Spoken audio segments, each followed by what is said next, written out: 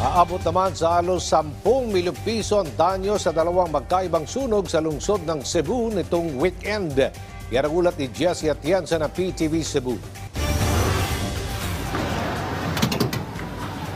Nagliwanag ang gabi sa Barangay Careta pasado alas 9 ng Sabado.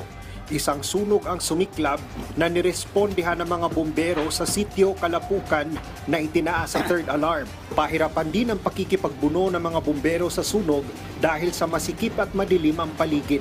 Sa huling tala ng Department of Social Welfare Services, aabot sa mahigit 100 kabahayan ang nilamon ng apoy na nakaapekto sa mahigit 600 individual.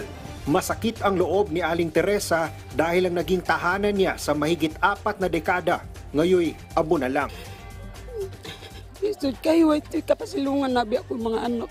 Mga amo lang nga, o i-reblocking mi. Masa namong kakuan kay parti og mga materialis, wala, yun mo lagi. Mina, mga amo lang pasalamat og matag sila. Temporaryong nananatili sa evacuation center muna ang mga nasunugan. Agad ding namigay ng pagkain at tubig ang DSWS.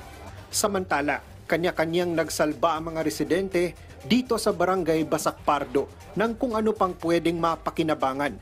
Biktima din sila ng malaking sunog noong Sabado ng gabi.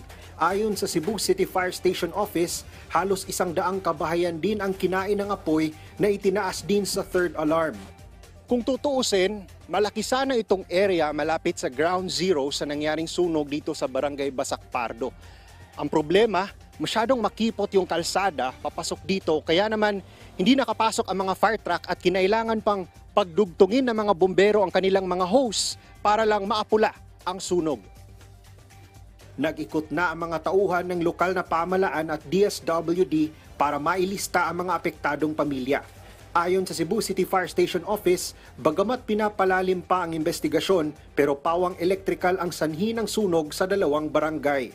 It might be some other things, no, yung mag-octopus connection, yun, you get a extension cord, nag-plug, and then yung extension cord, in-extend mo, so that's octopus connection, and then there's pinch wire, ibig sabihin yung may